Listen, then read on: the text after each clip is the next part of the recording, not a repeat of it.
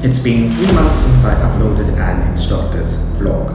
I've had my GoPro camera stolen, and no, it wasn't insured. You get challenged with your teaching methods. You question, can you even teach? But despite these challenges, you tell yourself, you gotta keep going. So I've now started my pattern flying, and in this video, I'm going to give you an inside look on my experience and knowledge learned on what it takes to become a flight instructor.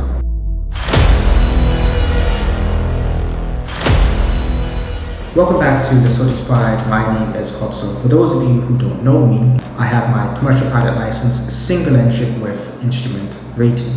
I'm working towards my flight instructor rating, and a random fact about me is I've lived and worked in China in higher education for 7 years. So let's recap on what you need to do to get your instructor's rating. Complete 40 hours of briefings, 5 hours of simulator pattern flying, 15 hours of pattern flying in actual aircraft, a student file, mock, and test. And where am I at this point? Well, I've completed 36 hours of briefings, 2 hours of simulator pattern flying, and I'm about 50 to 60% through my student file.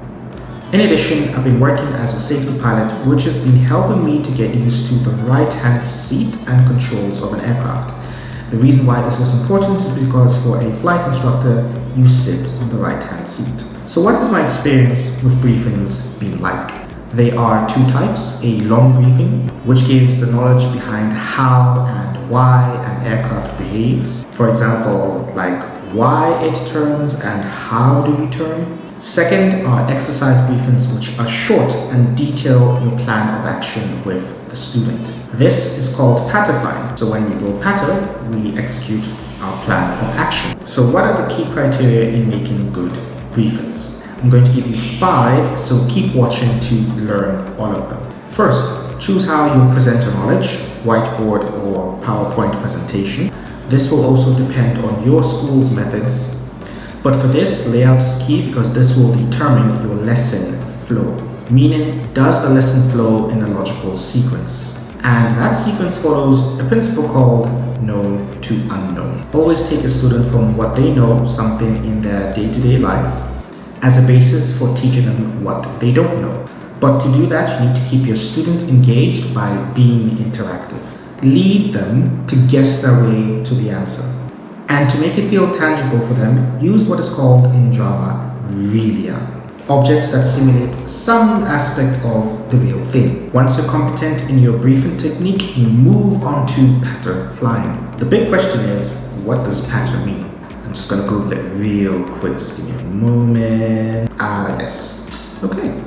Right, it says prepared and practice speech that is designed to produce a desired response from your audience.